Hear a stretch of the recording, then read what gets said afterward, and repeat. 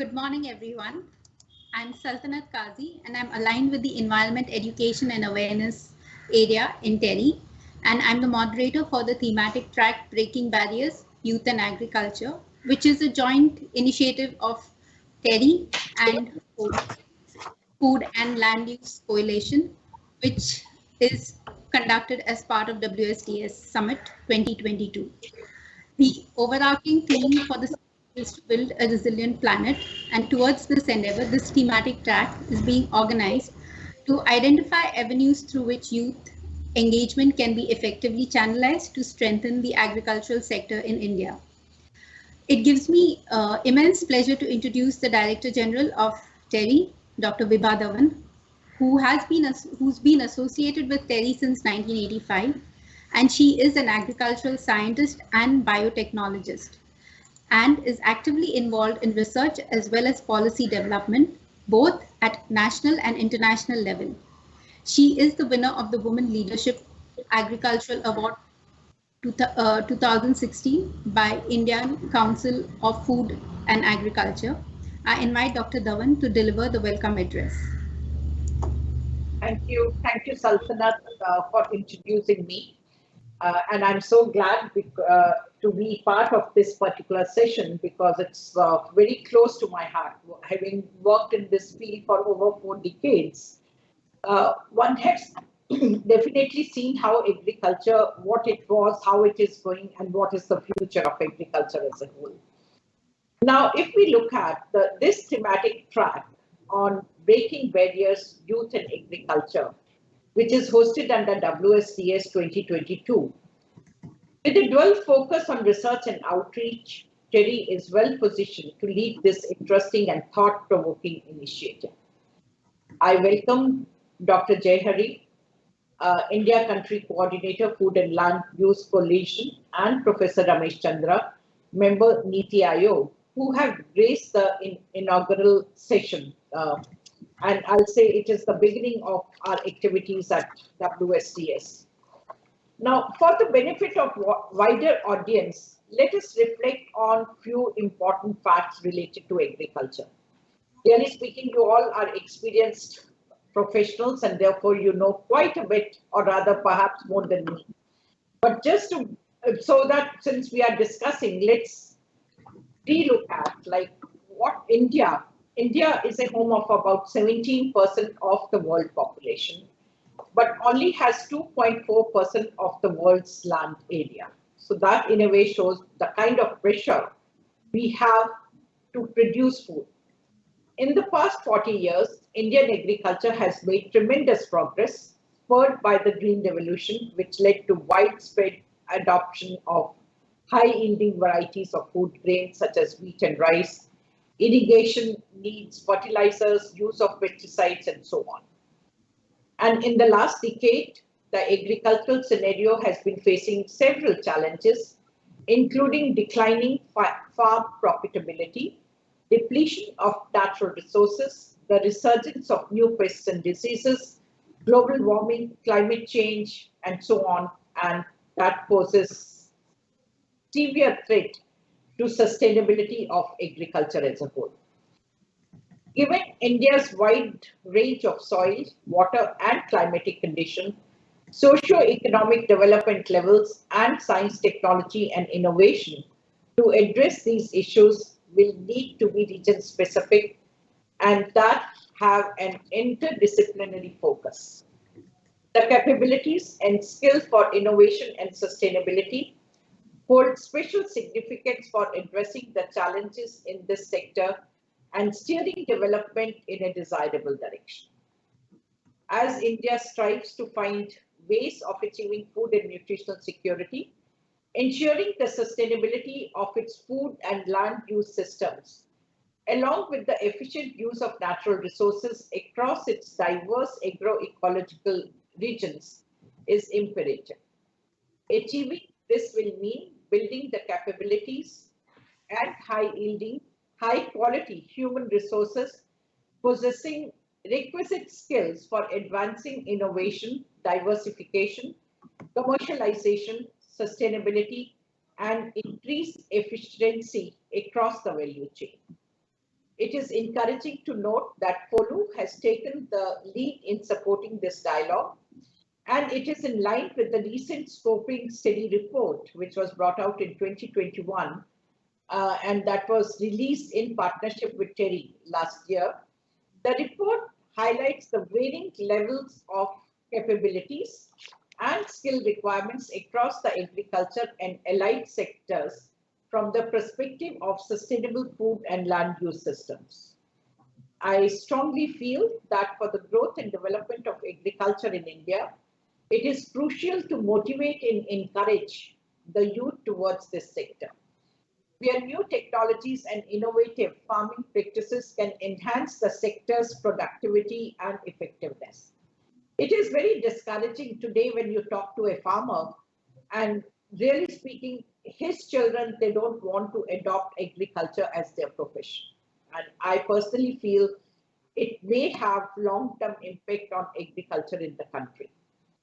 With 35% of the Indian population in the age group of 15 to 35 and 75% of those residing in rural area, agriculture remains and will remain the dominant source of youth employment. It can provide employment opportunities for youth if supported with a range of skill and knowledge, agricultural, financial, entrepreneurship. It is not just producing the food, it is also how do you save that food and how can you add value addition to it. So those are the things for which we need to generate skill set.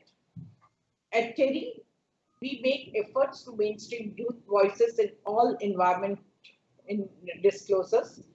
It is critical to understand that the future is in the hands of youngsters, and with them only we can usher in new paradigm of change. Close to 200 students from agriculture-based colleges and universities have expressed interest in today's session, and I do hope that we will be able to organize it regularly as an annual event with several regional outreach activities to maintain the momentum and impact of this initiative and take agriculture to the next level. Thank you so much, and I wish you good luck to have fruitful discussions. Thank you. Thank you very much, Dr. Dhawan, for setting the context and also, bringing in the whole connect between climate change and mainstreaming of youth engagement. Our next speaker is Dr. K. M. Jayahari, who is the India Country Coordinator for FOLU and Land Use Coalition, which works towards developing long-term pathways for sustainable food and land use system to help inform policy decisions in the country and beyond. I invite him to deliver the opening address. Thank you very much. Thanks, Dr. Vibha Dhawan, for a wonderful beginning, and congratulations to TERI for for this the wonderful start of WSDS this year. Coming to the point of beginning this event, FOLU's vision is precisely about an efficient food system in India, which is sustainable, which is a sustainable and lucrative business for the producers and supply chain managers, and it allows the citizens to access, consume, and absorb healthy diet. In this big canvas, which connects the production or the farm to fork in a sustainable manner, we create our programs, especially our partners, lead these programs in a synergized manner. The beginning of this event is basically from the study which TERI has carried out under the FOLU umbrella program, which Manish is going to present very soon. But one point, it clearly demonstrates that the human resources employed in agri and allied sectors in India will not be enough to cater the transition from the present manner to a sustainable and regenerative agriculture. Also, it will require a lot of skill building, a lot of capacity building, a lot of awareness building to take the agriculture and food system in India from the present situation to cater the needs of the future by 2030, 2040. So that the report which Manish will give the presentation after me probably is going to, is demonstrating what kind of requirements these human resources need. We also observe that farming is not like any other livelihood or means of living. We know the difference of livelihood and means of living. Hundreds of people who have made their fortune from IT, from other sectors and other professions are now taking voluntary retirement from their profession and starting their own, agriculture engagements, buying their land and starting farming. Some of the big farmers which I started interacting right from uh, beginning of my career in early 2000, their children want to become the fourth generation, third or fifth generation planters and farmers, as well as the large farmers are concerned. So all these things, in fact, shows that farming is something different. Farming is something connects nature and humanity in a very charming manner, and the same bond by which the small and marginal farmers are also continuing this profession amidst the miseries and challenges associated with farming. So this is a way of living, in fact, rather than a business or a profession. So today, follow with you are is going to start asking a question: how to make it really possible to reduce the miseries and challenges of the farmers and attract more youths into this, not as a profession but as a way of living or way of having a better living. So this prominently, this is placed in the FOLU agenda or the FOLU vision canvas to shape the future agriculture sector for India or the food system for India. So keenly looking forward to the outcomes of this good beginning of this thought process. I thank Professor Ramesh Chand for joining us, and all other speakers and presenters for joining us today. Because of the time constraint, not mentioning the names. So thank you, and back to you. Thank you, Dr. Jayahari, for underscoring the importance of human resources to agriculture. And we will be hearing more about it in the subsequent presentation. And also for emphasizing on strengthening the connect between, how agriculture strengthens the connect with nature. Uh, since we have all the speakers in now, we could do a quick photo opportunity.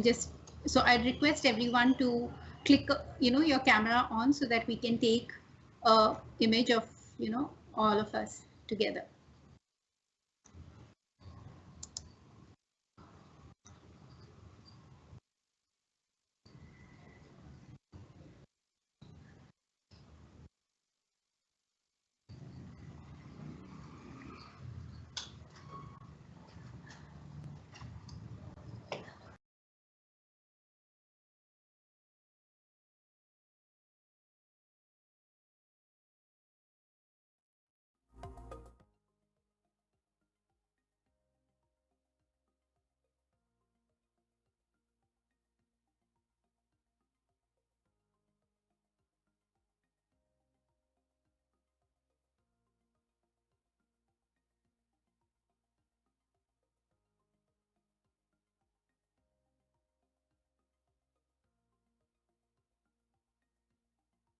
Life. Okay. I'd request all the speakers to switch on their cameras so that we can take a quick snap of all of us together.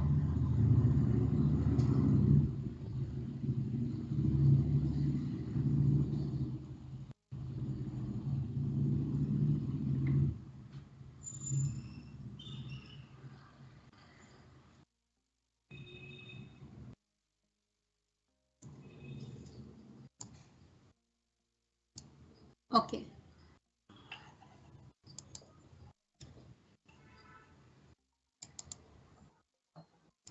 We are honored to have the presence of Professor Ramchand, who's a member of Niti Aayog, which is the apex public policy think tank of the Government of India. Besides being an accomplished researcher, he has been involved in policy formulation for agricultural sector for the last 2.5 decades and has chaired important committees on food and agricultural policy set up by various ministries of the Government of India. I'd request him to come and give the keynote address for today's session.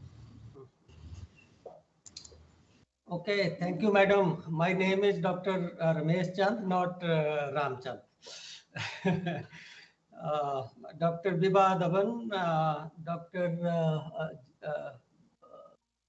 Jayahari ji, distinguished participants.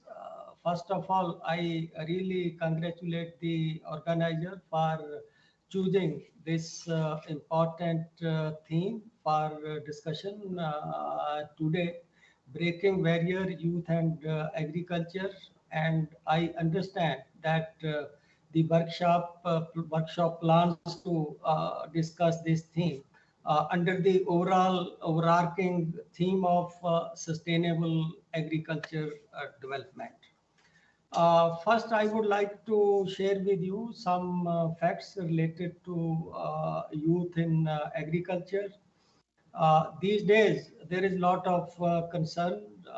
Quite a number of seminars are being organized, which discuss that youth are not staying in agriculture, but will be future of agriculture. But as Dr. Jayahari pointed out, the movement of youth in agriculture is two-way. Those who are in agriculture, they want, many of them want, vast majority of them want to move out of agriculture for greener pasture, for better choices, better opportunities. And on the other hand, many well-educated people who have made their name in different areas, they want to come back to agriculture. So this is what is happening. But those who are desiring to move out of agriculture, their number is much large compared to those who want to enter into agriculture. Let me just share with you some numbers because right now some concerns are being expressed without looking at where do we stand in terms of hard numbers.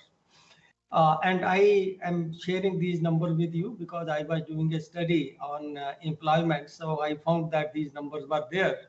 So I thought they may be of interest to the participants in this workshop also. In agriculture, we have 234 million workers during 2019-20. So 234 million workers engaged in agriculture as main worker in agriculture. And the worker in the age group 15 to 29, their number is 47 million, which means that 20% of total workforce in agriculture is in the age group 15 to 29, and rest is in the age group of 30 to 60. So this is the involvement of youth in agriculture, that 47 million of them, they are involved in agriculture. They are involved in agriculture in two capacities. Some of them work as agriculture laborers. Most of them are engaged in agriculture as self-employed, that either they are landowners, either they operate land themselves under their name, or they belong to the family of land operator and work in the own account enterprise as a family member. If we look at this distribution, 74% of youth in agriculture are self-employed, and 26% are either casual labor, small percent also some sort of regular or salaried kind of worker in agriculture. These are not mere number. They have an interpretation that if 74% of youth are self-employed in agriculture, they are the people who take decision in agriculture. The other 26% may not be taking decision. They work for someone. So they do what the person who has hired their service tell them to do. They are not taking the decision. But 74% of the youth who are engaged in agriculture, they are taking the decision about what to grow, how to grow, where to sell, that kind of situation. The data which I looked at, which I am analyzing, it also throws one interesting number that relates to proclivity of youth to stay in agriculture, whether youth have this tendency to leave agriculture, not to work in agriculture. This is true to some extent, because if we look at the age group 15 to 29, then out of the total worker in this age group, 37% are working in agriculture. But if we look at the total, all the ages, then 45.6% are in agriculture. So which clearly shows that the proclivity to work in agriculture in this age group of 15 to 29 is lower than what was the inclination to work in agriculture among relatively aged kind of workers. So given this situation, let us look at how youth can make a difference, what role they can play in sustainability and changing face of agriculture. We have reached a stage in agriculture in India where we can afford to do things in a different way than the way we were doing things in the past. In the past, our main focus was growth in food, grow more food, increase productivity, increase production. But now we have reached a stage where we are surplus at aggregate level. We have to look for overseas markets. At aggregate level, we are surplus to the extent of 7%. This is one issue, that from shortage management, we have now reached a stage of surplus management at aggregate level. No doubt in edible oil and pulses, we are still deficit, but overall, that is the situation. We also have, as Dr. Vibha Dhawan mentioned, that there are sustainability issues. There's the issue of water table declining, overexploitation of water table, soil health, climate change. If we look at the past or post-green revolution era, it clearly emerges that we have been sacrificing long run to achieve goal in the short run, because food security was so important. People were starving, we wanted to change it. But now we have reached a stage where we can take a pause and we can afford to look at that strategy, or to work out a different kind of strategy for agriculture. And I give it the name of that we have reached a stage where we need to reimagine agriculture. So when we do this reimagining of agriculture, this is being done, if we look at the budget document, that you see that last year, this year, budget talked about chemical-free farming, natural farming, organic farming, and many other kind of thing, how we promote green India, how we promote sustainability. So, you just find resonance of this reimagining from different quarters in a different way. And I believe that if we have to go for reimagining of agriculture, if there are two kind of stakeholders who are involved in this, one is that young people and other is that older people. So you will find that younger people are more amenable to accept change or to be a part of the change. So our youth, they want to see India as a different, they have different kind of aspiration for new India and for themselves. So they want to be part of that new India, and in that process, they also want their own kind of growth. So how these youth are different than the older generations to reimagine agriculture, to break the barriers? I think there are 7-8 factors. This is just a common kind of thing, but it is important to set the context for this discussion today. One is that if you look at the education level, again, you get this information from PLFS data, Periodic Labor Force Survey.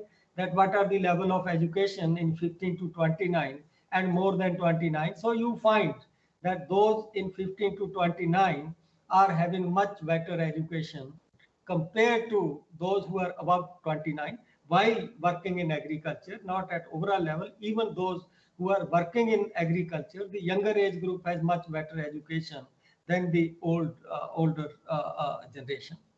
And if a person is educated, it is generally believed that that educated person is can be easily molded to bring change than the person who are not having formal kind of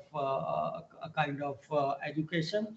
In fact, definition of education itself is a relatively permanent kind of change in behavior. So this is one attribute of youth in agriculture. The second is that they have open mind toward new idea. If you want to suggest new idea, that rather than going for flood irrigation, gentlemen, you go for drip irrigation. Rather than broadcasting of fertilizer, you go for drone application of fertilizer. You go for foliar spray. You go for fertigation. So you expect that on an average, the youth is having open mind toward new idea. He doesn't have a closed mind or fixed idea that he will or she will not accept a new idea. So they are not stuck in age-old practices. They are not stuck in even age-old production choices, method of production, and they are not willing to move on a beaten path. They are willing to chart a new path. They are willing to go on a new path and try with new ideas. Another big change, if we look at studies in 70s by N.S. Jodha, he just found that Indian farmers were risk averse. They don't want to grow any crop, or they don't want to adopt any practice where they perceive that there is a risk. But if you look at the present situation, you just find that many farmers, they want to experiment. They are willing to take risk if they feel that this risk is worth taking. There are big return involved in it. This is what we are seeing, that many farmers leave the crop with a short return, but they go for vegetable with this expectation that they can make a better return from it. So they are becoming risk averse. Another big factor, that youth is very technology savvy, both in terms of assessing new information. They know how to use apps, online access to knowledge, and also trying that technology. So this is a big attribute for breaking the barrier, that youth is technology savvy, and technology is extremely important to break the barrier. And other aspects are institution and policy, but technology is very important to break the barriers. Then also, but I gather from my interactions with private sector people, that they find that it is much easier to work with youth. If you talk to any agri-tech firm or any startup, number one, they are started by relatively younger people. And secondly, you will just find that they will tell you that it is much easier for them to work with younger minds than with the older minds.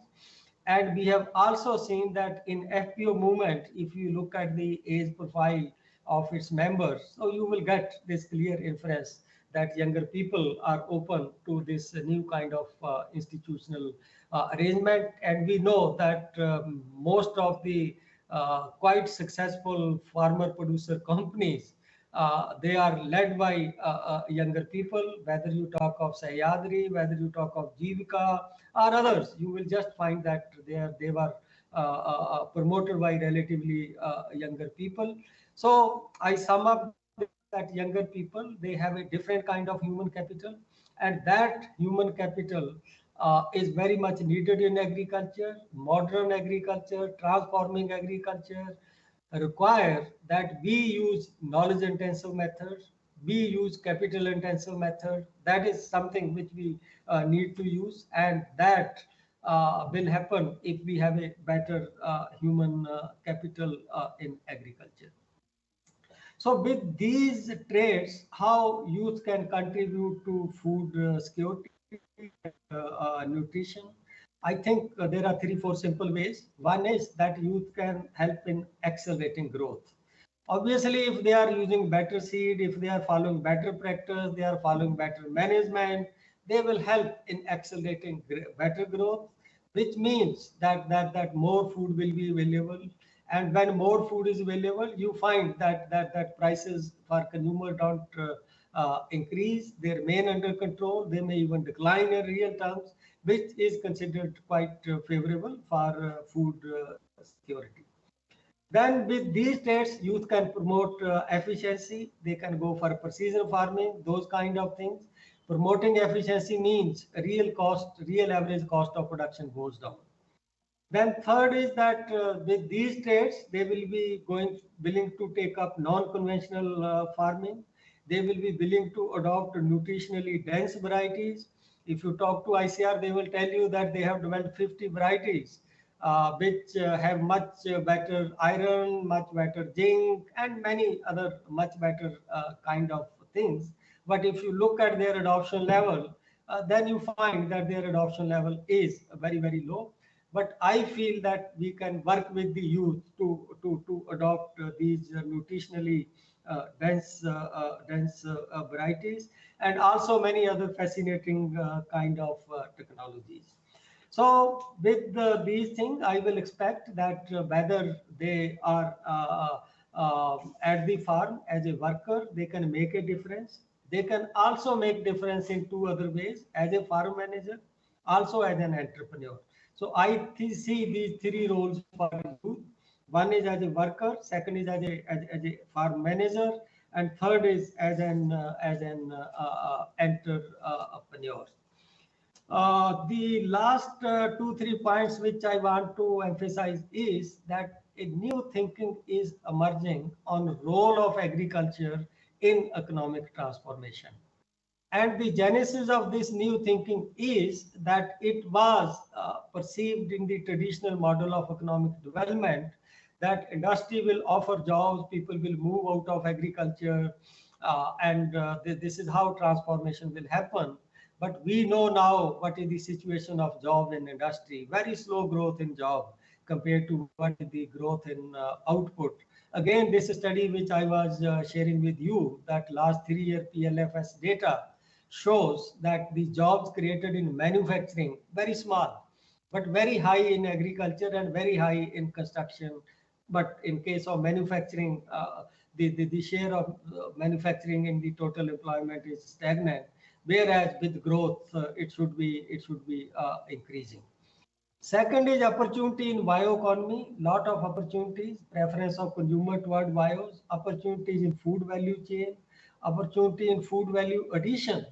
So these are new areas where I think modern phase of agriculture in future, but someone need to venture into it. We need to impart the skill. We need to create required environment for youth to take agriculture in this particular direction. But I feel this is the idea whose time has come, and we should channelize energy of our youth in a proper way to see to it that that we are able to achieve the goal of sustainability, the goal of decent jobs, the goal of much better growth in agriculture by assigning new role to agriculture. And there, I feel that youth have to play a key role.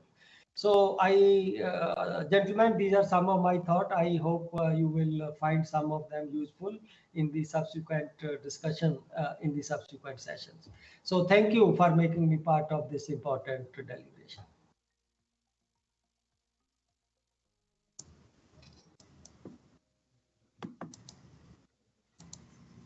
Thank you very much, Professor Ramesh Chand.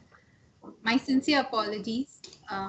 Thank you for a very comprehensive address which covered a multitude of issues, which highlighted, the declining youth engagement, and also importantly the advantages of engaging with youth, and how agriculture can be reimagined through their involvement.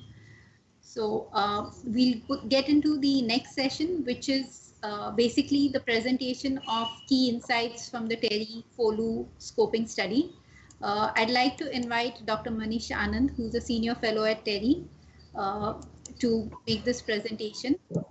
Dr. Anand is a multidisciplinary professional with more than 15 years of experience in policy research, advocacy, and capacity building, encompassing diverse areas of agriculture, food and land use, resource efficiency, and emerging technologies. Over to you, Manish. Thank you, Saltanat. I'm just sharing my screen. I hope it's visible now. Yeah. Yes. So, yeah, very good morning to all of you, and thank you, Professor Ramesh Chand, for your thoughts and setting the context. And you have rightly said that, yes, India has reached a stage where we can reimagine the agriculture system.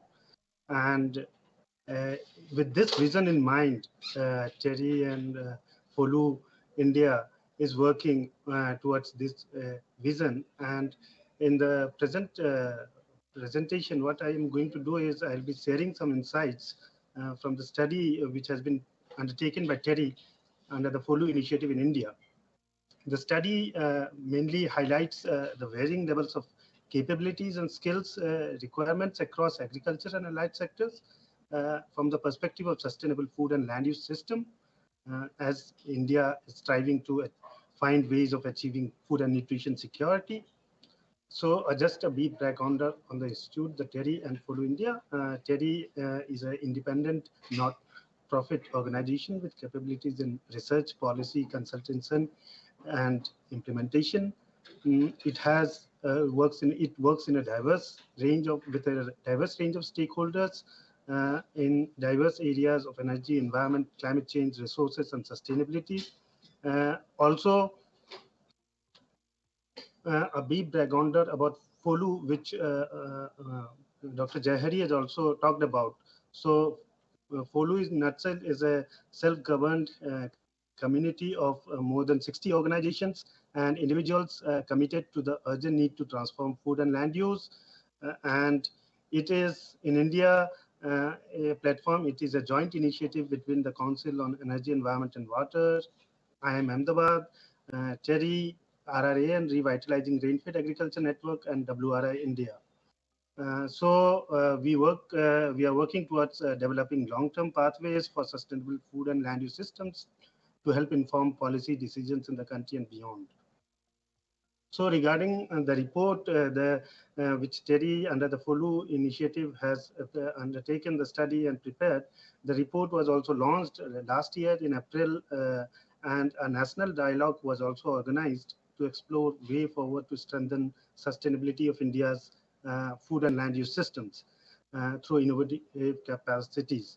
And it has participation from very esteemed organizations, including National Skill Development Corporation, NABARD, ICR, World Bank, and IFED, among others. So some of the key findings from the study, and the link of the study is there, and it is also shared in the agenda, background note of this thematic track. I'm going to share some of the key findings. So the first is few are highlighted in this slides, and the first is more in terms of the research and development spending has not kept pace with the growth in India's gross domestic product over time, and this has led to a decline in agricultural research intensity ratio in recent years, and which has remained unchanged during 2000 to 2017, ranging in 0.27 to 0.3% of agriculture GDP. Second is more in terms of the effective number of scientists engaged in actual research is a small percentage of the total number of scientists in the system.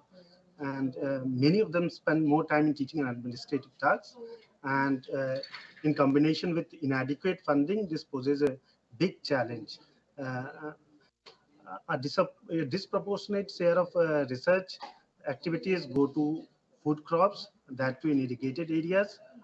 This is, as We all know from the Green Revolution days, food shortage days, this has been continuing. However, the composition of grass, value added, and of the food plate of the average Indian has witnessed a change over the years, and to emphasize more in terms of dairy, poultry, fruit, and vegetables. So accordingly, the focus needs to shift to these and to rain-fed agriculture systems. Also, there is an interaction between when it comes to extension system, extension and farmers. However, the interactions between research and extension and between research and farmers are somewhat inadequate and lacking. And the ones there was a very close link between science and public policy, and that is also seen to be weakening, as are the links between scientists and farmers. Uh, Cooperatives have a vast network of training institutions, so there is a scope for updating these in terms of content and capabilities in order to meet the challenges and institutional building, say for farmer producers organization. So inadequate participation in a skilling convergence process by the important departments of rural development, land resources, water resources, among others, need to be ensured. And while skill development has been given emphasis in all departments, the skilling programs do not seem to be designed as part of a large picture.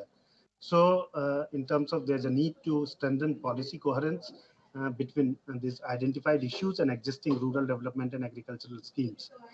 Also, there is a need for inclusion of crop diversification skilling programs in the National Skill Development Corporation, and focusing on building skills along the entire value chain rather than the prevailing bias towards upstream production system.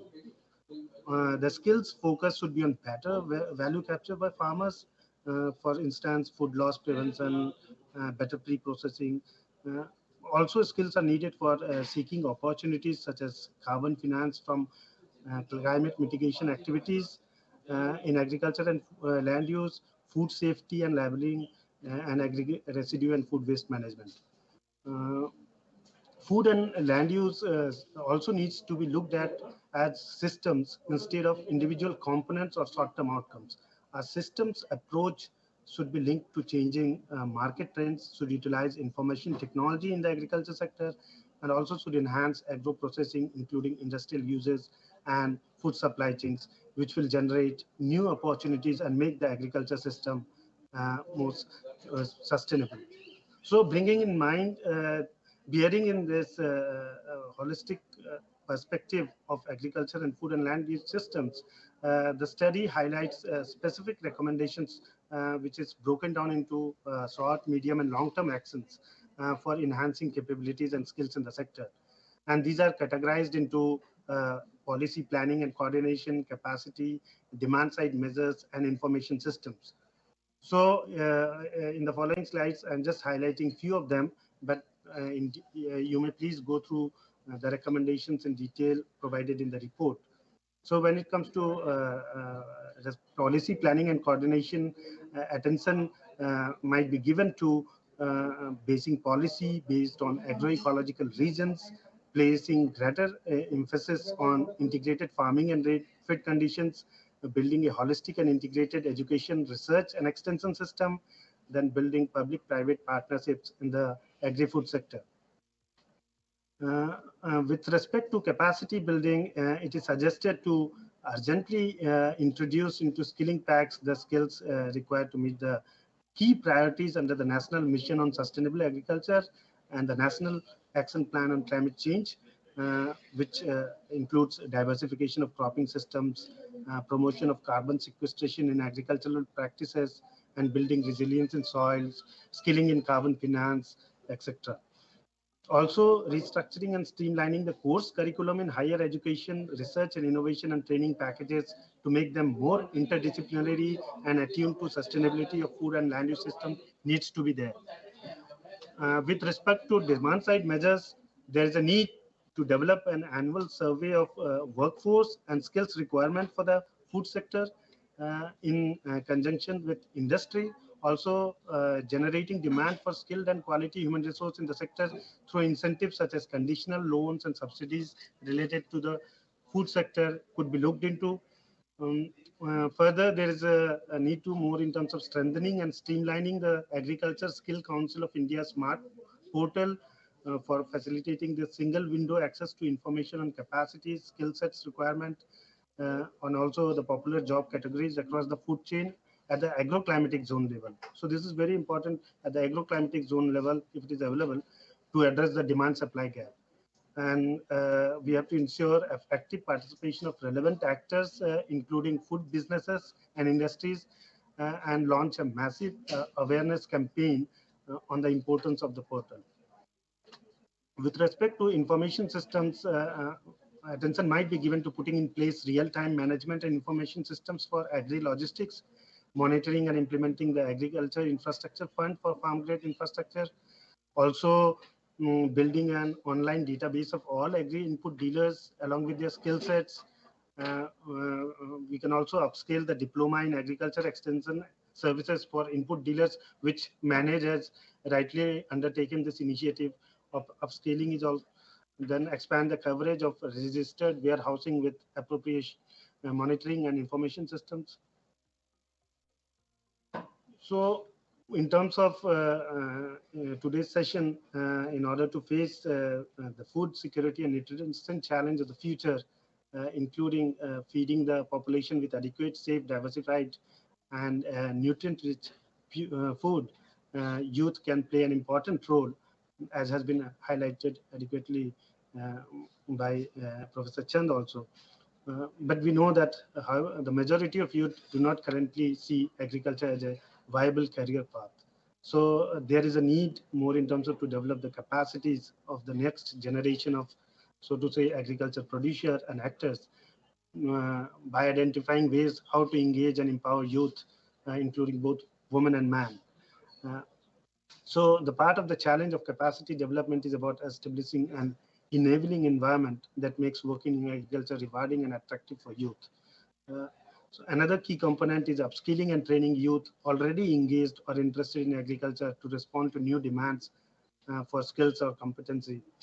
For instance, by adapting curricula in agricultural education or through the approaches of extension services. Here, the research institutions and academia will play a key role in identifying which approaches are having a measurable impact on food security and nutrition. So we sincerely believe that by bringing together key stakeholders, including youth voices, to engage in constructive dialogues and action on capabilities and skills for advancing innovation, diversification, commercialization, sustainability, and increased efficiency across the value chain, this initiative would provide the desired momentum towards the critical transitions required to transform food and land use in India. Thank you very much for your kind patience. Over to you, Saltanat.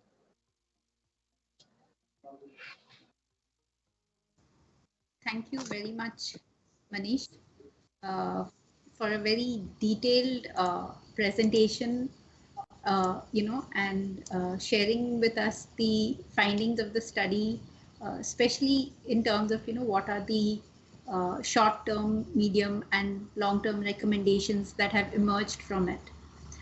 Before we get into the next session, I would like to request the participants who have logged in to please share, if you have any questions for the panelists, to please put it into the chat. We will be taking that, and we have a dedicated Q&A session where all of these will be addressed as far as possible. So please use the chat session to send in your question. I'd now like to invite Mr. S. Vijay Kumar, who will be chairing the panel session.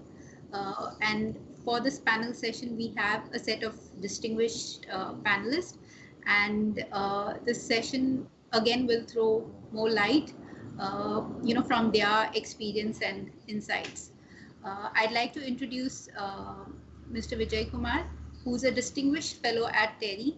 He's been at TERI since November 2013, and he works on policy issues related to natural resources, including land, water, and minerals.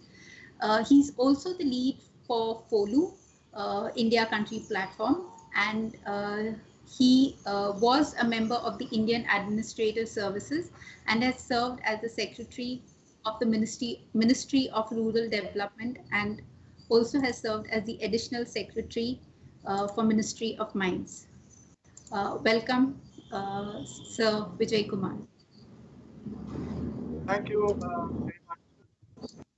And we've had a very interesting and informative start to the program today with excellent sort of pointers from Dr. Dhawan, Dr. Jayahari, and most of all, Dr. Ramesh Chand, and the case presentation by Manish. So to take it forward, I will introduce now a very eminent panel. They are Dr. Satinder Arya, who is CEO of the Agriculture Skill Council of India, and that's particularly important since skilling is at the heart of our discussion. We also have Dr. A.K. Singh, who's Deputy Director General Agriculture Extension in the Indian Council of Agriculture Research, and is responsible for the Krishi Vigyan Kendra program, amongst others. And we have Dr. Rashmi Agarwal, who is Joint Director Education and Dean in the Indian Agriculture Research Institute, which of course is responsible for agriculture research, education, extension, technological innovations, and so on. So I couldn't have asked for a better panel to delve into the issues that have been raised today. We are running a little short of time, so I will request the panelists to sort of slightly be brief and maybe finish their points in about 6 or 7 minutes at the most, so that we have some time for questions. Before the question and answer, actually within this session, we also have 2 case studies. I will introduce the case study presenters after the panel discussion. So with these words, let me now request Dr. Satinder Arya to present his views first, followed by Dr. A.K. Singh and Dr. Rashmi Agarwal. Dr. Arya. Thanks for inviting, and I will keep my observation short, and I would not be repeating some of the very good points made by Professor Ramesh Chand as well as Manish.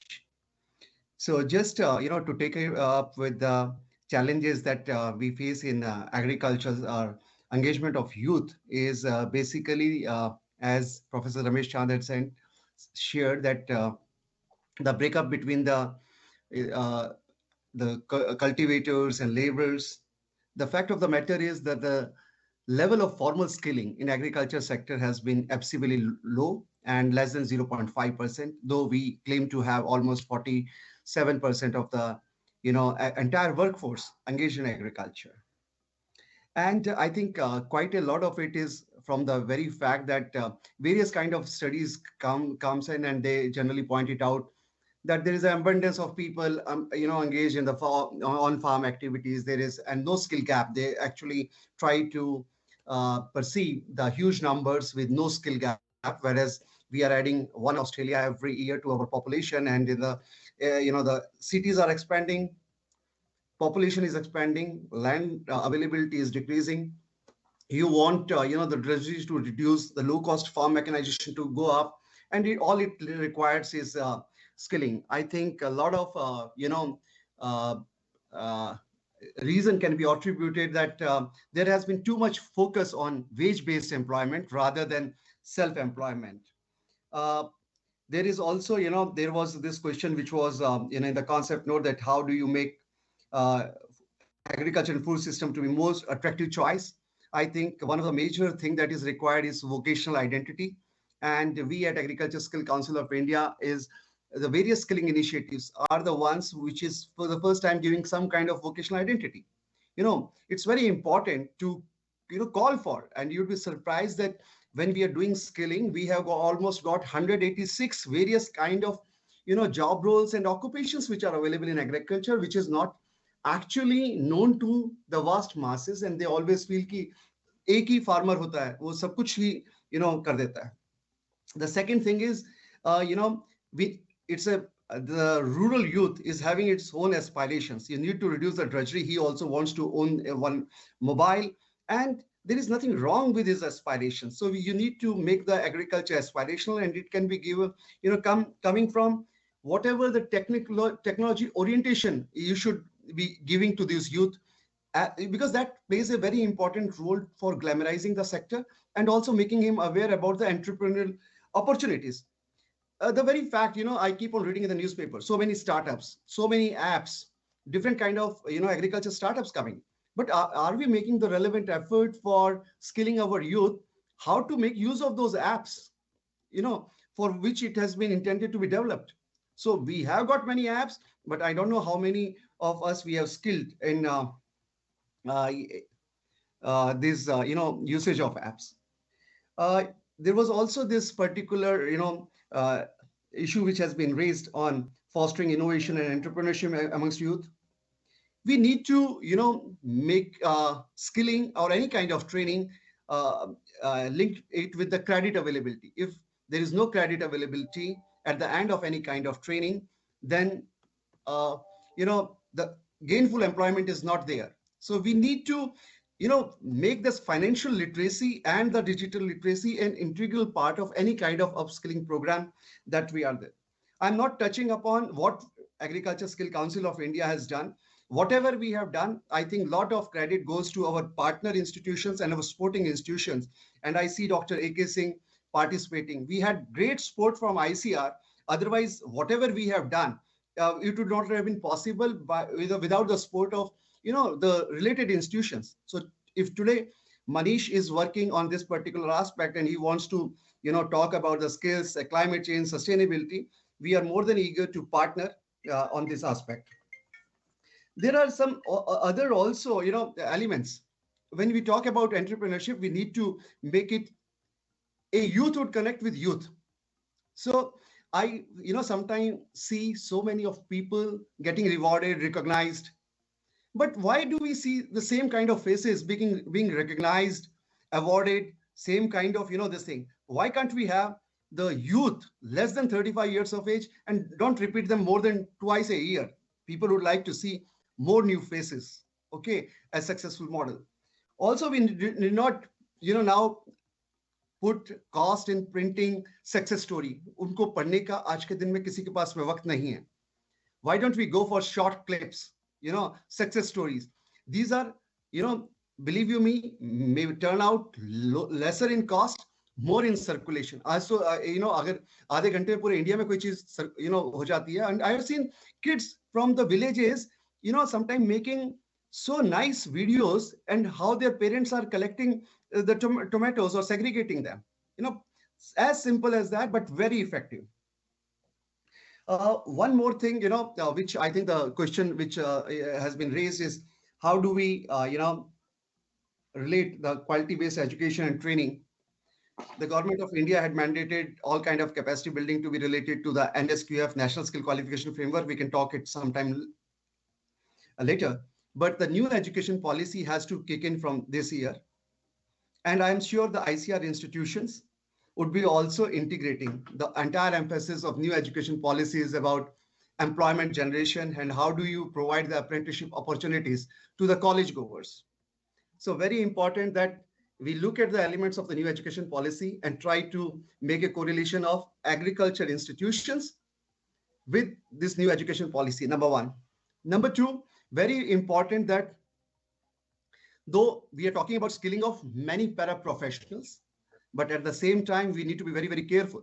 I see a mushrooming of so many private agricultural institutes coming in, and they are having 400, 500, graduates getting produced and without no land availability, no practical knowledge. So I'm sure they are going to give a competition to the genuine product.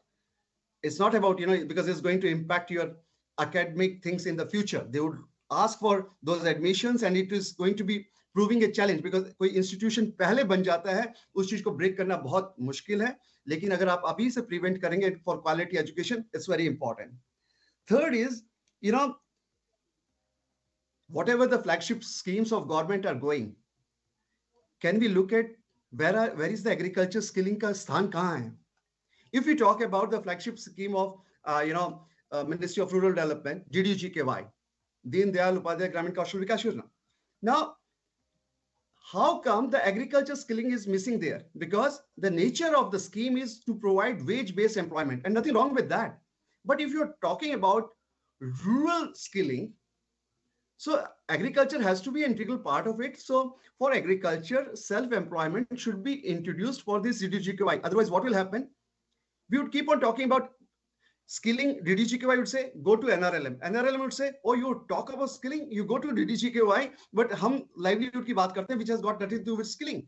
But if skilling is there, it will lead to vocational identity. And believe you me, because it's leading to, आज के दिन में Indian diaspora गैर कानूनी तरीके से Italy में जाके उसका exploitation होता है. Why can't we have a skill certification and proper this thing? And they're giving due weightage in the migration as well.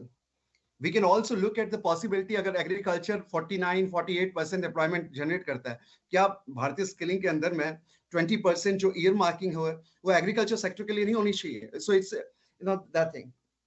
Of course, good efforts are being made in schools. Ministry of Education is doing good work, and करीब 1700 स्कूलों के अंदर में 9th, 10th और 11th, 12th में agriculture job roles लिए जा रहे हैं, and ये काफी अच्छी पहल है. तो चाहे वो मिनिस्ट्री ऑफ एजुकेशन की हो और यूजीसी ने भी अपने स्तर पे काम किया है कि उन्होंने कम्युनिटी कॉलेजेस और B Voc programme, because we have got many agriculture and veterinary universities. They produce high quality caliber kids. They are meeting a certain set of requirements. But if we have to produce more entrepreneurs, so we need paraprofessionals, and nothing wrong in having this diploma and an advanced diploma to feed in the supervisory and actual, vocational implementers. So these are some of my points, and I will just wind it up with one last thing, which is about apprenticeship opportunities. I think India, in the last 3 years, the number of apprentices have increased, and there is a tremendous opportunity for apprenticeship in the organized sector of agriculture, though the organized piece of agriculture is only maybe around 3%, but yet once we start making a show of it, yes, that apprenticeship opportunities are getting generated, it leads to employment opportunities, and that's how the people would get attracted. So these are some of my random points.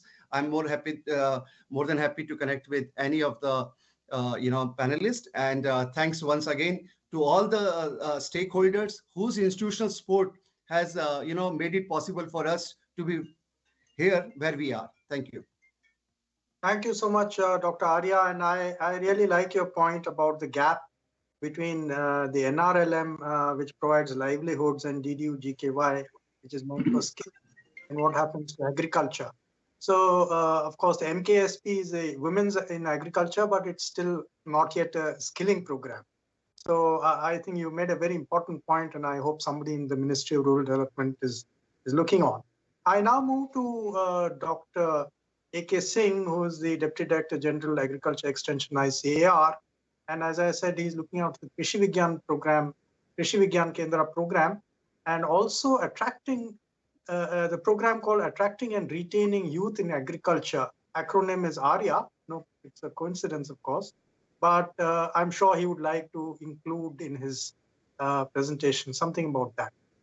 Dr. A.K. Singh. Thank you, sir, Honorable Chairperson, and all the distinguished presenters, and also all the colleagues who have joined here. Thankful to all of you for giving this opportunity.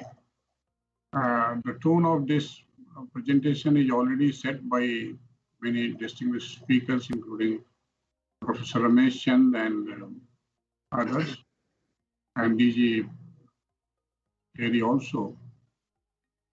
See, my presentation will largely be focused on, you can say, the ICR side of efforts made for youth empowerment. And the innovations will be on the back of the, you can say, all the points which I will highlight. And we are running some programs for imparting training and skilling to youth. And largely what ICR approach is, and rightly said by many of earlier speakers, that youth has to be provided all kinds of skilling and training so that they could establish their own enterprises, they could become entrepreneurs. And for that, ICR long back started agri-business incubators in many of the ICR institutions. And this is there so that the technology which are getting generated, the innovations which are generated, they can be mainstreamed. The youth could be brought to the campuses, they could be trained, not for, you can say, a few weeks, but for a longer duration of 2 to 3 years, a kind of hand-holding and incubation happening at the ICR campuses on many of the products. And we have seen that many of the startups over time have come up. We can take up next one. And similarly, we have got zonal technology management and business promotion development units at many of our ICR institutions. And when I am talking about these institutional efforts, because we find that in the rural areas, people are not much interested in farming. They are trying to live, and even for the pretty jobs, and even for, you can say, not a classified job role, they are coming to the urban basis. So how to create a job which is much attracted to them, and how even youth who are educated and highly educated also, how they can opt for all those business models which can be, you can say, created and developed in the institutions, the specialized institutions which are working on different commodities. So for that we have done, and BPDs which are there with many institutions working on, you can find millets, animals, horticultural products, they are all doing that kind of interventions. Now, once we come to our own institution, one institutions, IRI, they have got very successful BPD unit, and they are incubating youth for a longer time. They are commercializing technologies. And we are also aware that many of the technologies about which Dr. Ramesh Chand was also mentioning, once they get developed by institutions, I am quoting the model of IRI, but other institutions also, once those technologies are getting developed, they are commercialized to some youth who is coming, and they are creating some business models for them. We also find that certain partnerships are also happening with the industry for large-scale outscaling of the technologies. And we also see that many of the technologies and varieties which are developed by institutions of ICR, they are outscaled because on a larger area, because there are industry and their partners, there are civil societies which are coming forward to take those technologies. Next, please. Next, please. So there is another very important program which is supported by Government of India, ARISE, which is being run by IRI. And as the business models in which the youth is interested, we can see that even in biotechnology, IT, agri-inputs, precision farming, dairy, and post-harvest technology. So the youth which is educated, and not only in agriculture, but other sectors also, if they are graduated, we find even engineers, even students who have passed out from management, they are coming to IRI and they are getting that kind of skilling, incubation, and a kind of support from the government also to establish their own startups. Next.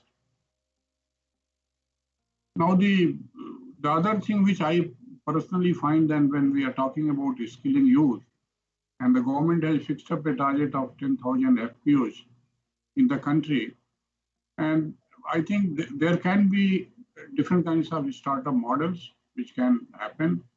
There can happen aggregation of, you can say, produce. The youth can come together. They can also get specialized kinds of skills in terms of input management, in terms of marketing, and also processing, value addition, and other aspects which are required. So I find FPOs will emerge as a bigger platform for any kind of, you can say, skilling and other aspects which are related for, you can say, promotion of agriculture in the rural sector. Next.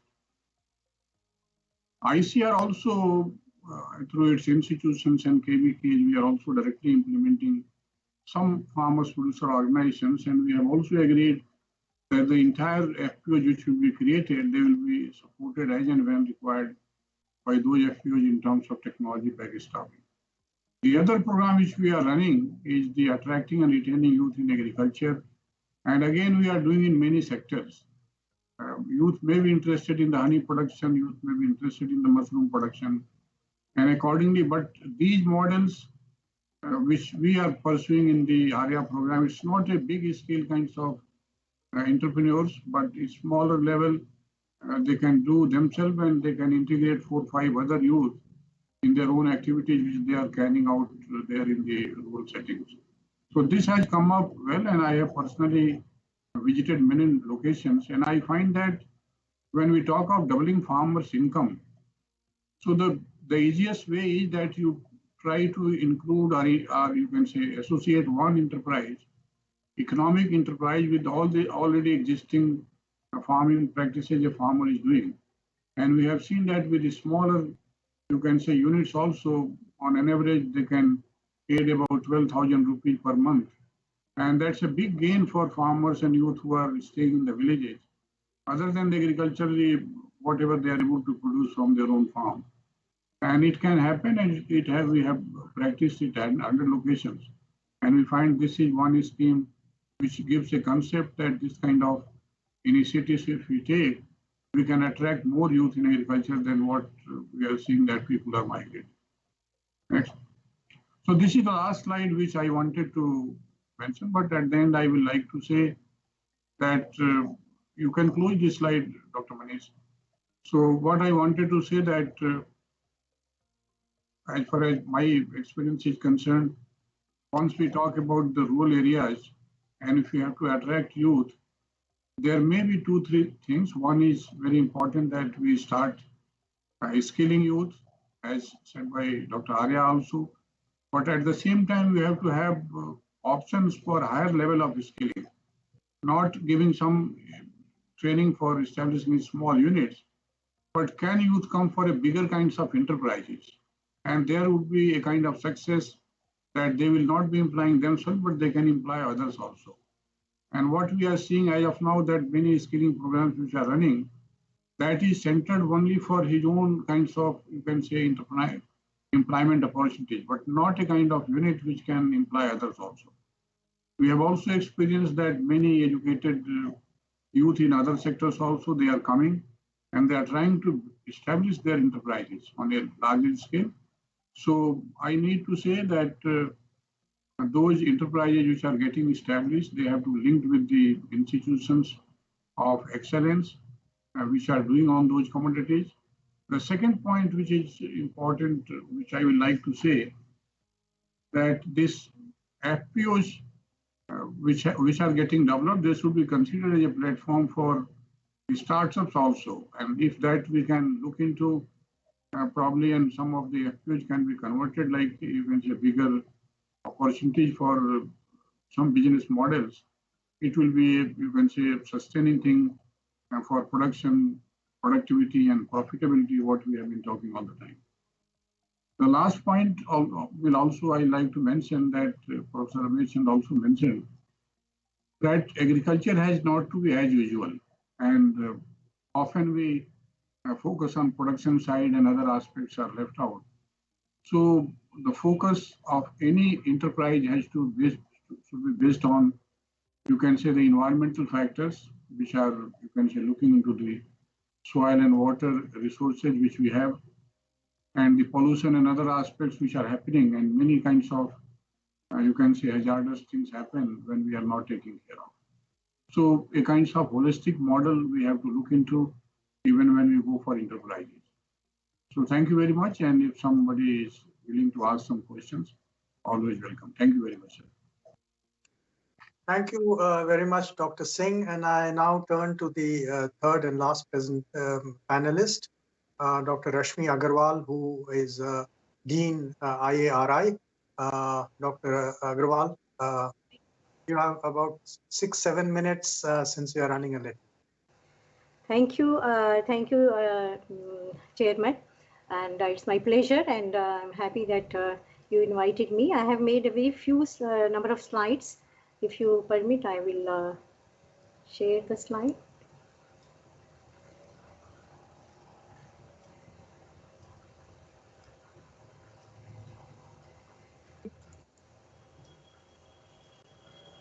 Are my slides visible?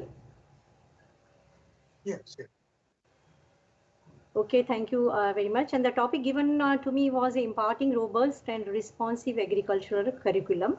So, respected Ramesh Chand ji, who is an eminent agricultural scientist and a member Niti Aayog, and our DDG Extension, Dr. A.K. Singh, and all the distinguished invitees. Much has been said about how we can attract the youth and empower them through skill developments. I also have made few slides just mainly highlighting how the course curricula or inbuilt course curricula can be made for attracting the youth in agriculture sector. So most of my predecessor has have also said that in most, and I will also reiterate that most of the developing countries, the youth may be disinterested in learning the traditional way of farming, as we are seeing in our country also, and which is not aligned with their aspirations of having a more modern lifestyle, or they want to take up some certain areas like technology or engineering or medicine, but they don't want to take up agriculture as their professions. And also at the same time, there is agricultural production itself is seeing a lot of changes, like there is a climate change and other forms of environmental degradation which pose serious risks, and there are large number of people who are leaving agriculture, and there is instability of the global market, and young people today also have access to new forms of technology and innovative models of agricultural marketing, which Dr. Professor Ramesh Chand also mentioned. And there are several countries now they have started realizing that these needs and launching national schemes to introduce formal standardized agricultural training programs. And several countries are also taking such projects of agricultural skill development with sustainability objectives. For example, developing skills in organic farming and climate change adaptation. This is just an example I've taken. And the globalization and rapid advances in information and communication technologies are also expanding the opportunities for collaboration and networking. And agricultural science graduates are now expected to be critical thinkers, multidisciplinary problem solvers, and team players who should be work ready. The agricultural curriculum to be framed looking into the needs of the stakeholders. And then among the university, there is a need for transparency and comparability within and between the curricula. This will help the students to study more efficiently, teachers to manage the learning of diverse student population more effectively, and at the same time prompt innovative teaching and enable responsive management will take place. As one of the speakers or a CEO from our Agricultural Skills Council of India also mentioned in detail about all the modalities of Agricultural Skill Council of India, and this also I took from the net only. They are standardized qualification packs for more than 160 job roles in agriculture, and these are being implemented in 200 to 300 hour training programs. There are diversity of the programs, and to increase the youth involvement in agriculture. One is placing the agricultural tertiary education, which is very important. Then post-harvest agriculture in changing climate, as we see a lot of post-harvest losses are there. Value addition chain can also be implemented. Then wrapper modules. This is a reusable curriculum approach to recognize and enhance the learning program. Then shaping agriculture innovation systems responsive to food security and climate change, and new technologies that can solve farmers' problems and increase agricultural productivity, and the skills and the knowledge built up at tertiary education level. The skills knowledge development in commercial agriculture is also one of the very important area to generate higher income among the farmers. So these are some of the shortlisted areas for the enriching curriculum which can promote tertiary agriculture education, which I have highlighted here. One is that agribusiness, which earlier also our professor Dr. A.K. Singh also mentioned, agribusiness clinics and centers. This will provide expert advice and services to farmers on various aspects to enhance productivity of crops and animals. Then farm clinics, that's another area. Skills to test soil, water, and plant quality, knowledge on integrated nutrient management. Custom hiring centers is a platform to aggregate services and provide the farm equipments on hiring basis. Then artificial intelligence and IoT based solution providers. This is digital platforms for advisories as well as trading of agriculture inputs and produces, drone based farm operations, communication facilities, market related information, weather advisories, disease and pest forecasting, print and broadcast agricultural journalism. Then branding or certification facilities for agricultural produce or products, particularly in niche areas like nutritive crops and diets, organic products, climate readiness. Then advertising and promotion services like advertising and marketing of value added products or geographical indicated products. Then landscape designers, nursery managers, florists, and forestry experts. These can also manage natural resources on both public and private lands. And then transportation and logistics. This is also one of the aspects, very important criteria. Skills to safely transport the farm produce through rail, bus, air, sea, or with lowest possible transit losses and spoilage. So, and the insurance services. The course is on risk estimation and analysis in case of failure of any of the notified crop as a result of natural calamities, pests and diseases. These are some of the course curricula, although they are there, but a strong skill development and knowledge development is required for the agriculture youth. This curriculum also should ensure social consciousness and commitment to rural communities, technological competent and relevant, equipped with necessary soft skills as well, and as financial and business skills and ability to work with local and especially rural communities is required in this case. Have understanding of the scientific and technical principles of the agricultural technologies, then orientation to export opportunities for small farmers and commodity groups. The leadership, interpersonal, team building and communication skills, effective use of international business languages and information technology. This is a very, very important if you talk of export opportunities. Emphasis upon entrepreneurial skills, actual experience in planning and operating a productive enterprise. And finally, collaborative curriculum development is also required with our private partners, as they also have a they are the stakeholders and have a very important role to play with this. So this is all in curricula, which the topic which was given to me, and thank you very much all of you for. We will have the discussions because it's a panel discussion, so we can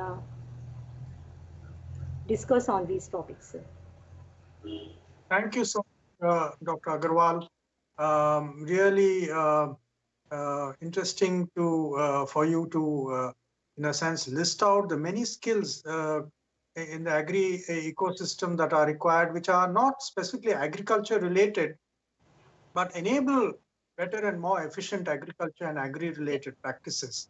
Could be financial, economic, engineering, basic science, applied sciences, meteorology. You mentioned insurance. Insurance and meteorology are closely connected because, that's how the insurance people still make money. So thank you very much. We are running a bit late, but we would like to include two case studies which hopefully should exemplify some of the things that we've been discussing. We have with us Mr. Sharath Loganathan. He is a serial entrepreneur and co-founder of Ninja Cart. And we also have Sangeeta Chopra. Do we have her with us? Dr. Chopra? I think perhaps not. So I will now request Mr. Sharath to present his case study, which relates to supply chains. I think nothing exemplifies better the complexity of modern agriculture than the value addition that is involved outside the farm gate up to the fork, as Dr. Jayahari mentioned early on. So Sharath, it's all yours. You have about 5 minutes because then we'll move on to the question and answers. Yeah, first of all, thank you so much for making me part of this session. I think I have learned more than I can contribute here because from whatever Professor Ramesh Chand sir, Dr. Manish, and definitely Dr. Dr. Satendra Arya have shared here, right? Especially these people when they share the numbers and when they have shared information, I think I have learned more than what I could contribute here as Ninja as a case study, right? So, pertaining to what we are discussing here, I think we've gotten into agriculture business. We got into the post-harvest ecosystem, as correctly pointed out by many people over here. There's a lot of problem in marketing ecosystem, and that's where we solve because we are in surplus. And right now there are problems in how agriculture products are marketed, and it's a very large ecosystem, and that's how we started our journey here.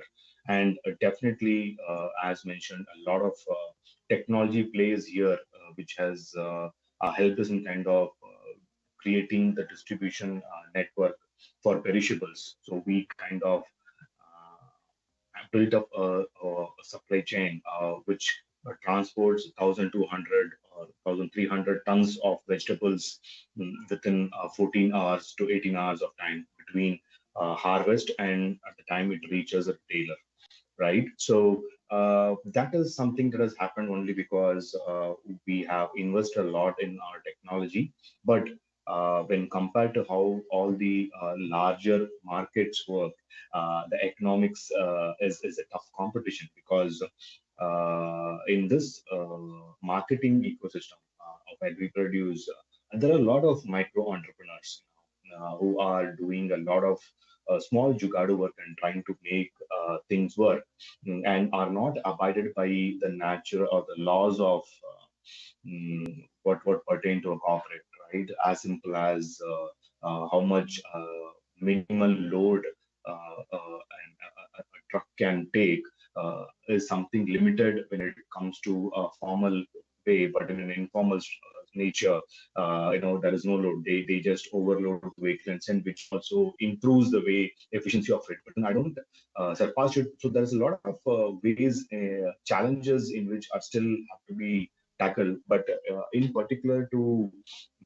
kind of attracting youth to agriculture, what I see is that a lot of relevant information which FOLU and TERI have shown here in terms of the gaps between science, policy and practice is something that I have seen personally myself, wherein a lot of graduates from the agriculture universities are aiming for bank jobs, and the landowners who do farming have sent their sons and daughters for IT, and with the overflooding of IT and engineers in the market, they are back to their farm working the same old methods that their father was using, right? So a lot of these innovations are still stuck in the notebooks and has not reached the market, though we are talking about a little wherever larger players, right, the larger land holdings.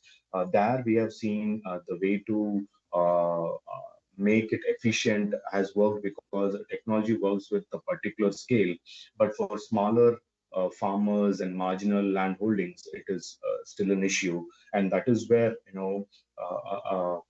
youth at a rural area should come together. And that is where, as rightly pointed out, an agro-ecological route where it makes sense. A beautiful example is how Nashik has evolved, where the grapes ecosystem has developed, right? So we should definitely look at other agro-ecological regions and crops that can come out and improve how we can do much more better crops and target exports. And that is the way forward, is what I believe. A lot and lot more emphasis and skill empowerment should go towards how people can export their produce, because we being at surplus, I strongly believe that looking out in terms of our produce, in India is one of the largest producer of fresh and also agri commodities. Looking outwards and encouraging people to look outwards and enabling them to do the trade is something that is going to go a long way for us. This is my learning that I have shared with my experience, I think. And once again, I would thank all the eminent members here for making me part of this study. I would especially thank Saltanat for making me part of the study, because I have learned, I have made notes from this 400 plus experience of all the people put together here. And I think that is going to really help me in my endeavor at NinjaPad. Thank you one and all. Thank you, Sharath. With that, we come to the end of this part of the session. We now go over to the questions and answers. I will request Sultan to... Sultanat, is Sangeeta Chopra, has she been able to join? Yes, she has joined. Yes. So could quickly have her in. I think that would be fun, and we'll start with the Q&A. Dr. Sangeeta Chopra, Principal Scientist in the Indian Agriculture Research Institute, to join us and share her case study in about 5 minutes, if she can. Now request Sangeeta. Well, thank you so much for this opportunity, and I'm sorry I couldn't join MS Teams earlier, but I have my presentation here. The technology is about, so can you see the presentation? Yes. Okay. So, well, this is a technology that we have developed here in IARI, and it is called PUSA Farm Sun Fridge. And as the name suggests, it's an on-farm storage structure, and it's a cold store which runs entirely on solar energy during the day, and at night time we have an innovative water battery. So there is no electricity and no batteries, and it's a storage structure for storage of perishables, and the capacity is around 2 tons of fruits and vegetables. And this is the block diagram. So we have solar panels and the inverter unit. We have a solar adaptive controller which tests how much sunlight is there, and accordingly it changes the power to the compressor, the refrigeration system. We have a specialized refrigeration system wherein we are cooling the air during the day as well as water, which is called the water battery. So that is the thermal reservoir, which is a water battery for nighttime cooling. And the structure is special in the sense it is, there are no walls. It has a styrofoam insulation and special blocks called AAC, that is autoclaved aerated concrete blocks, not bricks anywhere. The walls are made up of mesh and wetted fabric. So the fabric helps the solar refrigeration by aiding by evaporative cooling. And these are the components of the farm sun fridge. And so we call it the first and the last link in the cold chain for perishables. This is the size. It's around 3 meters by 3 meters by 3 meters. The picture you see here is of the farm sun fridge that we have made on the Mela ground of IARI recently in February 2021, last year. So it has mesh supported fabric walls. You can see that yellow fabric here, styrofoam insulation. So as low cost insulation as possible. This is for the farmers, to be utilized by farmers. So there's a water battery inside for nighttime cooling, the thermal storage for the nighttime cooling, a pump. So this pump works during the day on solar energy, and it fills this water battery with cold air, cold water during the day. And that's circulating all day. And this cold water passively keeps the room cool at night. The drip line for wetting the fabric, just like the drip irrigation pipeline, which the farmers are already using. 12 solar panels, it's a 5 kilowatt system, split air conditioner. So the air conditioner is special in the sense we've split the evaporator coil, and we have a hybrid inverter which does not need a grid and does not need batteries. So you can see how the inside looks, and on the left side you can see the picture on top. The ceiling is having this water battery, and you have the on the right side the inside where that's thermal storage, and how the evaporator coil has been split. And it has a solar adaptive controller. It's automatic start and stop. It's around 2 to 3 degrees Celsius during the day without electricity, and reaches around 8 to 10 at night. The inside relative humidity is greater than 90%. Right, okay. So we have conducted field trials. This is the 5th structure that we have made, and the first structure has been made in 2000, in the early 2000 in village Picholia in Ajmer, Rajasthan, and the second one in Chamrara in Panipat, Haryana. The third demonstration unit, the picture that you saw at IERI Mela ground, Fourth, we have already, now it says to be built. This is an old presentation, but we've already built it in Kolhapur, in Block Palla in New Delhi. And the fifth, there are some which are in the pipeline to be built by licensees. People have taken license. So give me a minute, something. Yeah, this is okay.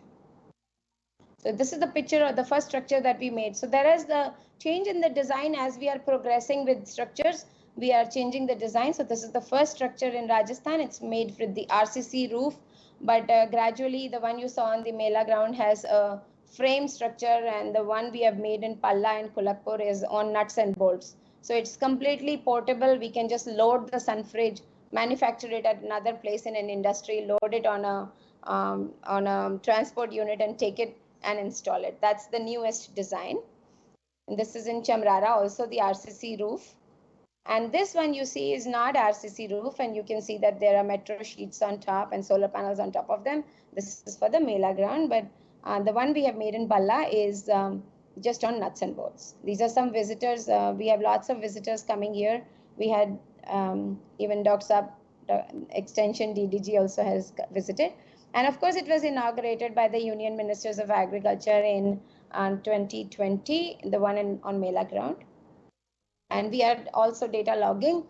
For the last 5 years, we've been data logging. The first unit we had built in IARI division, so also for the research purpose. And FSF is farm centric, so we are logging the inside temperature, ambient temperature, solar panel, water battery temperatures, etc. And this is some of the data that I can show you. This is from 2021. And you can see this is the outside temperature. And then the solar panels. So you can see the solar panel temperature, outside temperature in month of March last year was around 30. But the solar panel temperature already reached 50 or so. There's something, okay. And then you see how the water battery temperature remains, the blue line is the water battery temperature, which remains below 10 degrees. So this is all 24 hours data, and every 15 minutes. That's being recorded by the data logger. And during the daytime, the temperature goes down, and then it increases during the nighttime. And this is the inside temperature, the air temperature. So the dip is during the day, and then it increases gradually, and then the day comes again, and then it increases. So, but it remains below 10. This is the produce that we put inside. So the produce was put inside and in the month of March around 30 Celsius, but reached around 10 in 24 hours within 24 hours. Then we put the produce again, and you see how the temperatures came down. The important considerations, well, this presentation made for another purpose, so I've put in some points here. That is some maintenance points. We have installed a lightning arrestor, and we've done proper earthing, cleaning of panels is a necessity, the safety of panels, and of course the structure does have the structural strength. And you can see we are constantly having visitors here, farmers visiting the Mela ground, which has proven to be a pretty successful from the point of demonstration unit. And this is how we keep the produce inside. And some of the prominent queries have come from Bill and Gates Foundation, and many people. After 2020, we've received lots of calls and around 5 emails a day, people wanting to make it on their farms. And IARI is working out a methodology of doing that. And lots of coverage of this farm centrage online as well as in print.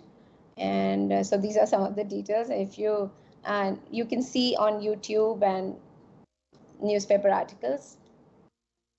And we've also made, we want this farm centrage, like you can see in the Mission for Integrated Development for Horticulture, we have already a pre-cooling unit and cold room. So what the intention here is to include an evaporative cold room also. See, PUSA zero energy cool chamber. The intention here is to include the farm centrage also in this guidelines, so that farmers can have easy access if they want to build it. So this is the short presentation made very quickly.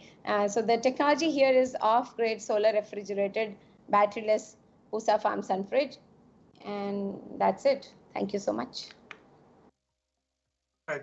Thank you so much, Dr. Chopra. Very interesting, because I think a lot of people know that and there's a CPET study of the ICAR which shows that the wastage among perishables can go as high as 40%.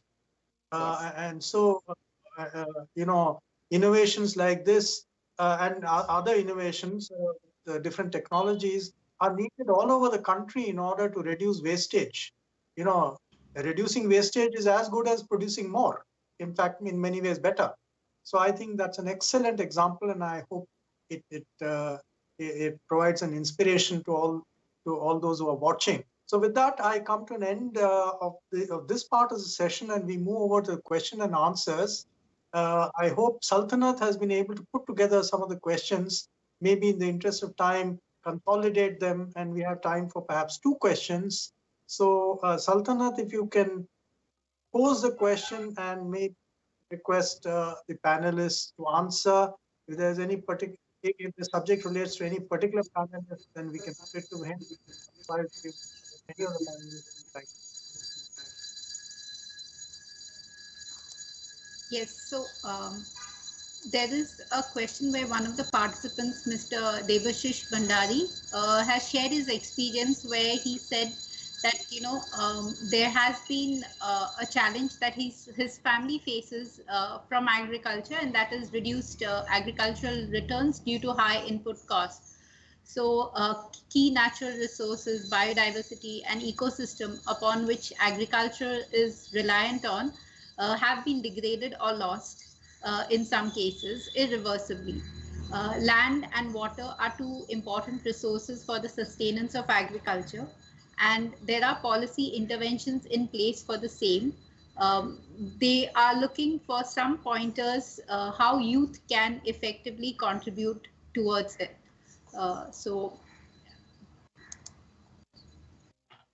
Perhaps Dr. Singh may like to address that question. Thank you. He raised a quite, you can say, broader question which is being asked everywhere nowadays. And we have seen that over time, organic carbon has reduced drastically in the soils, less than 0.5%. And there is a lot of emphasis to go for, you can say, organic farming. And the government is telling that you have to opt for natural farming also. And all these is being said so that the soils which are now seek for many nutrients, how they can be made organically rich. And we have seen that some programs are also running on, you can say, crop residue management. So all the waste which is coming out of soil, that can be incorporated in the soils and that can enrich the soil. So there are many options by which natural resources can be, you can say, utilized for enriching the soil and also judicious use of water. And I hope that wherever he is, he can come into contact of the institutions which are working there. There are Krishi Vigyan Kendras in each district. There are ICR institutions, there are agriculture universities. I mean to say that technology and practices are already in place. But while doing farming, many times we forget and we go for production. And we have seen in case of Haryana and Punjab, especially, water table is going down. And many studies have come that we have to restrict water exploitation, groundwater exploitation.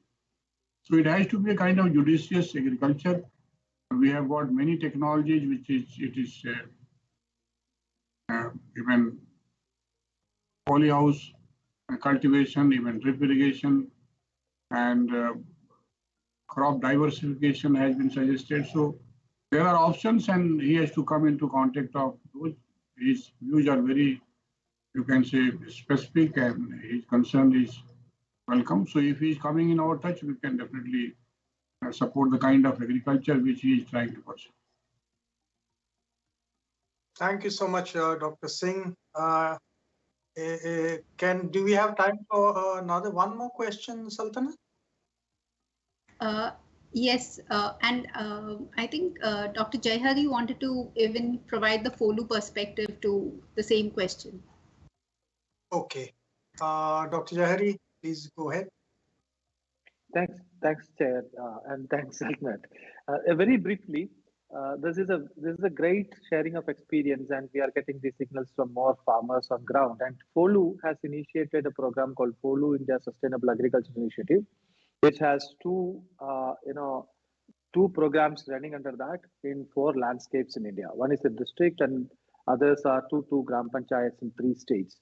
So probably from our side, we are trying to make certain open laboratories where people can go and see how this transformation to a new regenerative and sustainable agriculture can happen, through which we will be able to address these issues. And certainly, as I told right in the beginning, these are all synergized programs, and we would definitely look for how youth can be more involved into it. So maybe he can, Mr. Debashish can get in touch with us in case, he just to look whether certain association or knowledge exchange can happen. And I really value the comments from, I see, Dr. Heke Singh also. Thank you. Thanks, Jay. Yeah, one more point I wanted to add. Yes. So we have also created 151 clusters of villages in the country addressing different agroclimatic situations.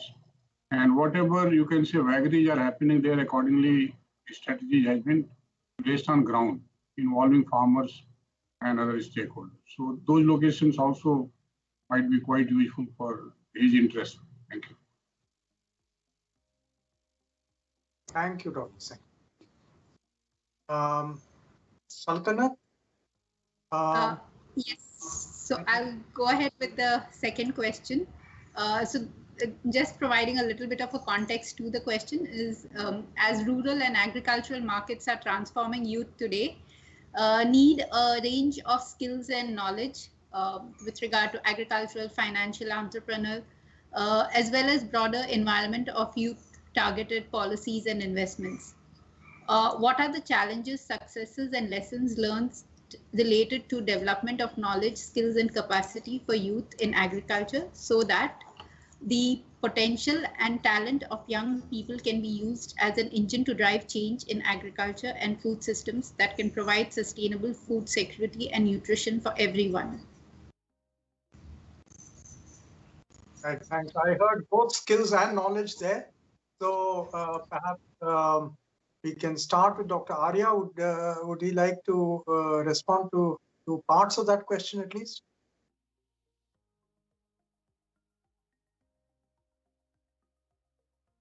In case he is not there, can I turn to Dr. Rashmi Agarwal? Can she hear?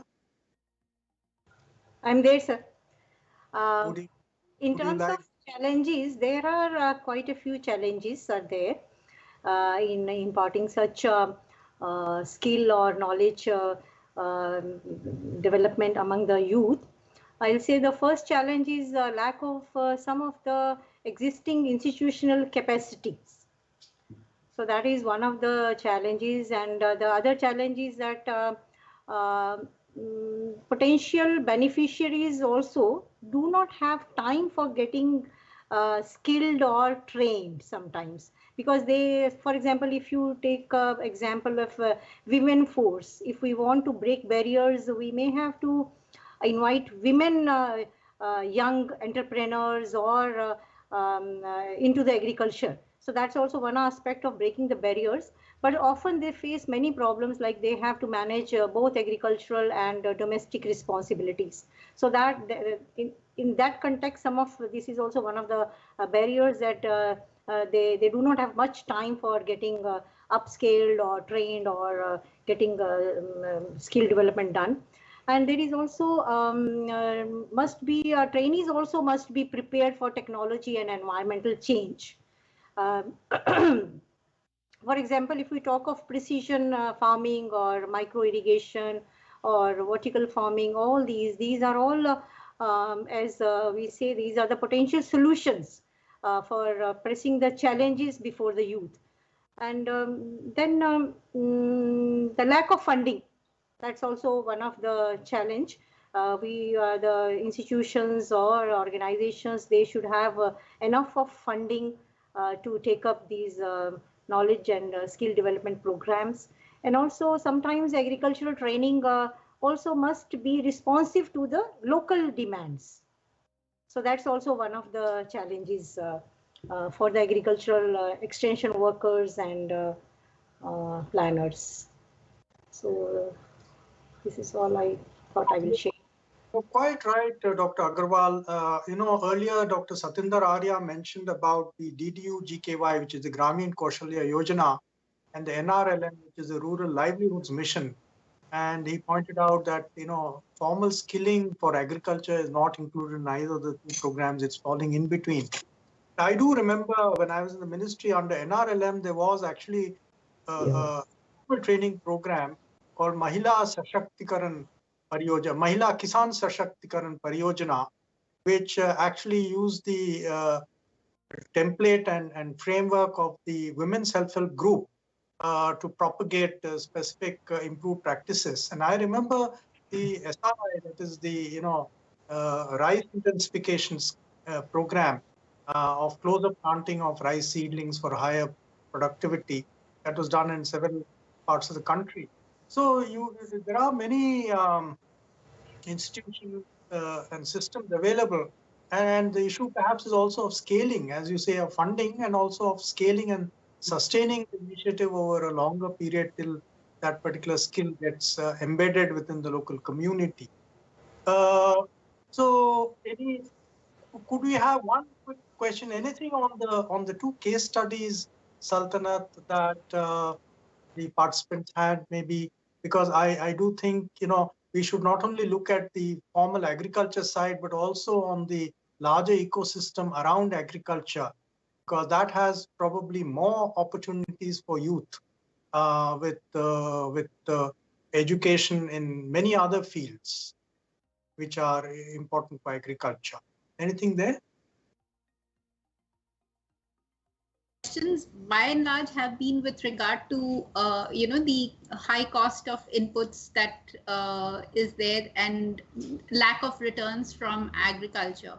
But there's another question which is basically what are the efforts that need to be made to enhance the social capital and network in rural areas so as to effectively have a bottom-up approach to development. So that's one question that's there. Would either Sarath or Dr. Sangeeta be interested in addressing that question? I don't know how much it has sort of impacted upon their work, but if there is something that they could share with the participants, that would be useful. Saltanat, could you please repeat the question?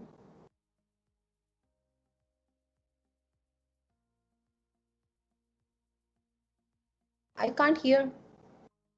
I can't hear. On mute.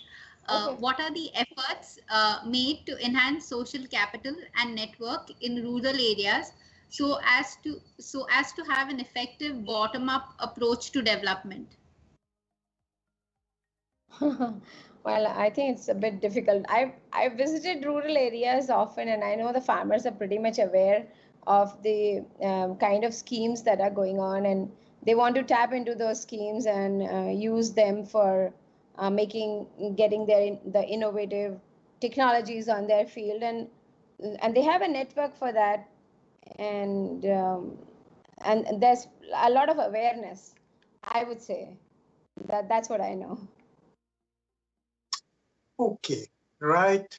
I think on that, with that, we can perhaps wind up then, and because we are running fairly late, and move on to the last part of the session, which is a vote of thanks and the way forward, which I will request Dr. Livleen, who is with us in TERI and leads the Environmental Education and Awareness Program. May I request Dr. Livleen to propose a vote of thanks and also summarize the way forward. Livleen.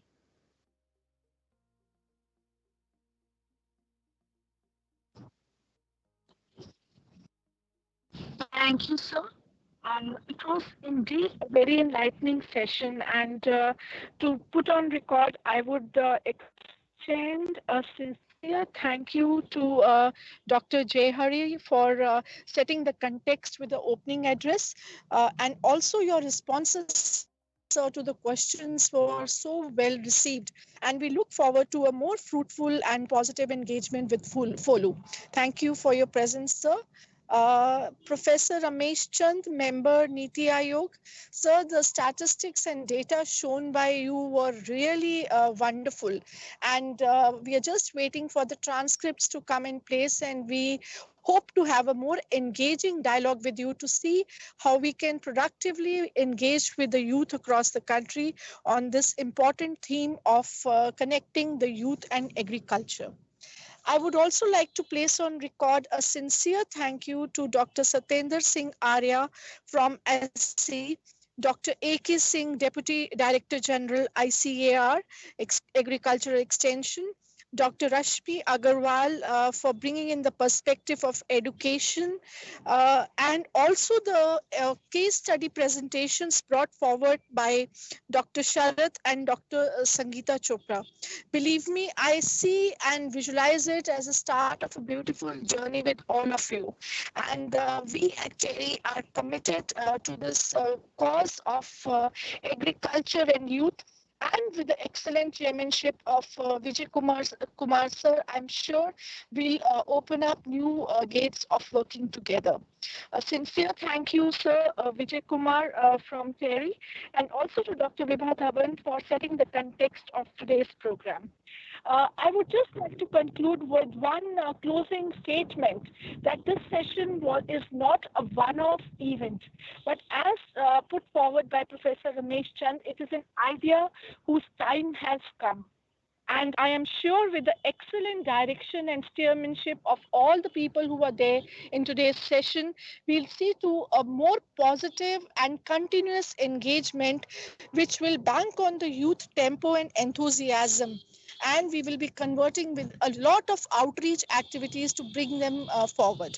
Thank you to all of you for this, for sparing your valuable time. And with this, we conclude today's program. Thank you so much. Thank you. Thank you. Thank you. Thank you, everyone. Thank you for it. Thank you, everyone.